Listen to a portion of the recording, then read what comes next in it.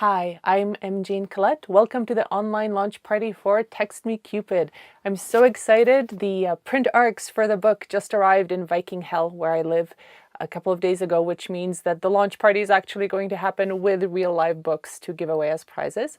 And I'd like to thank all the wonderful bloggers who are helping me launch the book and celebrate. Today, I'm going to read to you an excerpt from Text Me Cupid, which I'm calling a slightly dirty love story for 21st century adults who don't believe in true love but want it anyway. The story starts with my heroine Florence requesting a one-night stand for the month of December, which is, a difficult time of the year for a lot of people, and the hero Will jumping at the chance. And I'm going to read you their first date. Now, I haven't quite figured out how to make reading on camera really exciting. I went for help from some experts, the Naked Girls Reading chapter of Calgary, and their first suggestion was that I should read to you naked. Now, I said, not going to work with my target audience, not going to work with Facebook, not going to work with YouTube. Can you give me a little bit more? And they said, well, here are some tips. So I'm going to try to incorporate some of these tips to make this more exciting. But in any event, my face will probably be pretty boring or kind of make weird expressions. So just listen to the words and enjoy. I can't wait for you to meet Will and Florence. This chapter is called One Night Stand Gone Wrong. She was gorgeous, much better looking than her photos, which were typical online tease, half profile, sunglasses, hat. They had made it clear that she had a lot of red hair, a lot of red hair, and a very triangular chin. But they didn't make it clear that she was outrageously, ridiculously hot. Will tried not to drool. He allowed himself to feel a twinge of regret that she was already in the cafe, sitting down, so that he wouldn't get to see her walk, move towards, flow towards him, dance. She sat as if she knew how to move. How could a woman convey that much promise in the way she crouched on the edge of a chair? He smiled again. Tonight was going to be a good night. Hi, he said. Will. He extended a hand and she took it while standing up in a graceful, fluid motion. In his head, she was already naked. Was she going to be covered with freckles? Fuck yes, freckles everywhere. He would find every single one. Best thing, she looked nothing like his ex-wife. The first 4 or 5 women he went out with, the first women he attempted to date since Amanda asked him to move out, were his ex's clones. The worst thing was he didn't realize he had dated clone number 1 until he found himself sitting across a coffee shop table from clone number 2. They could have been twin sisters. And then he hooked up with clone number 3 and 4 and then 5. You have a type. Nico, his sponsor, laughed when Will told him. Nothing wrong with that. Everything wrong with that when that type's your ex-wife, right? Anyway, Florence. Red-haired, gorgeous, not Amanda's clone. Fuck yes. And she was probably covered with freckles everywhere. He was going to kiss every single one. Maybe bite a few too. She was standing and shaking his hand, and he was getting hard. Fuck. Florence, she said, letting go of his hand but not of his eyes. He liked them too, and her gaze. Her eyes were a delicious shade of hazel. She smiled. Her bottom front teeth were a little crooked. He felt his cock twitch again. Anticipation. Thank you, God, for this December present. You're sitting in the guy's spot, he said, sitting opposite her. She smiled. It was delicious. She was delicious. It's the spot of control, she said. Nothing to do with gender. Back to the back of the room, eyes to the front. You see who's coming and going? It's the place of control. She paused, tilted her head a bit. And safety, she added, just as Will said. That's why it should be the guy's spot. She laughed. Pink tongue. Will fought the impulse to put his hand on her hand, or his cock. He was already putting her tongue places, imagining his and others. Is that where you usually sit? He said instead. Florence nodded, smiled. Are you going to get a drink? She asked. This is a very fancy cafe. As I suppose you know if you live upstairs, they serve beer and wine. Ooh la la. Will paused for a split second. He didn't want to think or talk about drinks. He swallowed. Where were they? Right. Control. See, I've only known you for 5 minutes, and I already know you like to be in control, he said. We're going to change that. She laughed. That fucking tongue. Will leaned forward and saw freckles on her throat.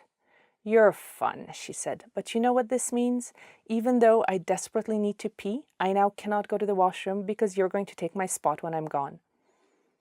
Unfortunately, you're right, he said. Can you hold it until we get to my place? But he wouldn't let her pee right away. He would make her squirm and beg and then maybe explode all over the hallway floor 1/2 foot away from the bathroom door because his hand would be, yes. His eyes closed and he was suddenly aware of how he wasn't looking towards the cafe's small selection of drinks.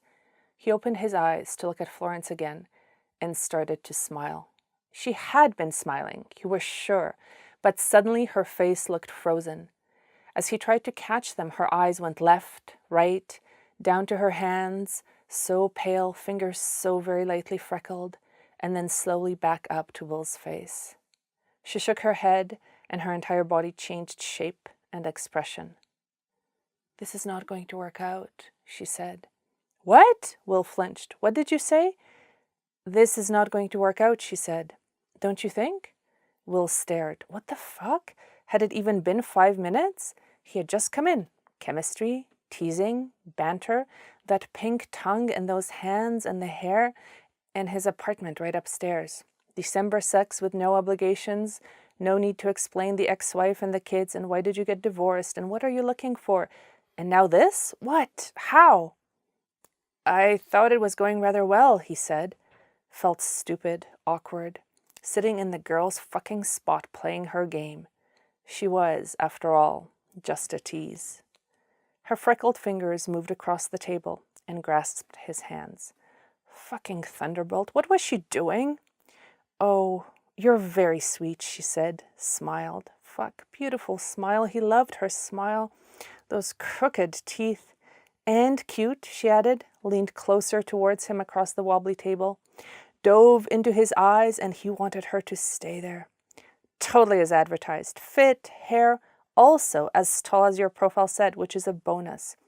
Do you know that almost all men on dating sites lie about their height? They add 2 inches, and not just to their cocks. Seriously. She laughed, and he laughed with her. To be fair, women lie too. Mostly about their weight, though, she said. He laughed again. The clones he went out with were both shorter and curvier. The kind word was curvier than advertised. Not that he minded curvy. Amanda had not been... Well, never mind that. He looked at Florence again. She was wearing a very loose sweater. What she had under there had to be left entirely up to his imagination. He imagined. His cock approved. But it's not going to work out, Florence said, smiling still or again, and looking into his eyes. What the fuck? Say it, she invited him. What? You just thought something angry. Obscene? She asked, eyebrows up. Did you call me a bitch? Or something worse? I just thought... What the fuck, Will said. I thought it was going quite well. This? It is, she smiled. You're sweet. But it's not going to work out. I already know. Why not? He asked. Because, she smiled. Fuck, why did she keep on smiling? He needed her to stop smiling so that he could hate her.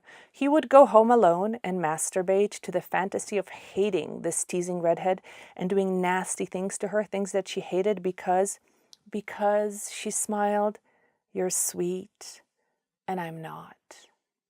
I'm not that sweet, he said. Why? She laughed. The next time she laughed, he was going to jump across the table and kiss, no, slap her. Because you're imagining me tied to your kitchen chair with what? Nipple clamps on or a mouth bit while you whip me, or suspended from a beam in a garage and you're fucking me ruthlessly while I scream and beg you to let me go? Will started. Handcuffed in the shower, he muttered. Nice, she smiled. He half rose. Oh, Will, You're a darling, and this is not going to work out, however much I'd enjoy being handcuffed in your shower. If you manage to get handcuffs on me, I like to fight.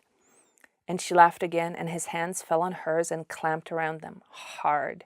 She pulled hers away. He thought about clamping down harder so she couldn't, but what sort of ass would do that? And put them in her lap. You're too freshly divorced, she said. What the fuck? Will said. I haven't said boo about my wife. You don't have to, she shrugged her shoulders. The motion of the bones under her bulky sweater was intoxicating. I've been around. She tilted her head again. The triangular chin pointed at him. Tell me, what are we going to do on our second date? I was thinking skating at the Olympic Plaza, he said. Fuck, she laughed. See? This is supposed to be a one-night stand, she said. And you're totally falling in love with me. And you know nothing about me, so I don't even take it as a compliment. You're just this uber nice guy. In your last relationship, how long were you married for? 15 years, Will said mechanically. He brushed a hand against his pant leg and crotch, invited a thought of Amanda. At the moment she was saying to him, his name is Ranveer. We didn't plan it, Will. It just happened, into his mind, the ultimate anti-aphrodisiac. His cock obeyed, fell. See, you only know how to do one kind of relationship, long-term, loving, committed, she said, which is wonderful, and what most women want. And you're not most women, he finished her sentence. She shrugged. Sorry, she said. I am entirely as advertised. And you're a liar because you said you wanted a casual encounter, but you are so shopping for Mrs. Will number 2. And this time he wanted to slap her not out of lust and desire, but out of sheer anger. His fingers curled and he took a deep breath. She looked at her watch. I had high hopes too, she said. I have hours to go on the babysitter. He nodded woodenly. Do you want to go dancing? She asked. What? Well, we don't have to waste the night, she said. We agreed it's not going to work out as we had planned, but we could go dancing. I love to dance. Do you? He stared at her. You're fucking unbelievable, he said. Got up, turned around, walked out of the cafe alone. Had absolutely no idea why or how he was pressing Florence's half-naked body, the sweater shoved up to her shoulders, her tiny breasts cupped in his hands, against the hood of a parked car. What the fuck? I'm willing, she gurgled. I mean, how the fuck did we end up here? He really had no idea. Which, he was leaving, pissed, and I followed you out of the cafe to apologize. You kissed me, she whispered. And here we are. She smelled like heaven. He sunk his teeth into the thin line of flesh between her sweater and her hairline. She moaned. But Will, this is a one-night stand. Would you, for fuck's sake, stop talking? Are you going to fuck me, sans foreplay, on the hood of someone else's car, parked in front of the cafe that's apparently on the ground floor of your apartment building? He pressed her into the car hood, stroked her almost bare back, unsnapped the bra strap. The light was insufficient to see if she was covered with freckles.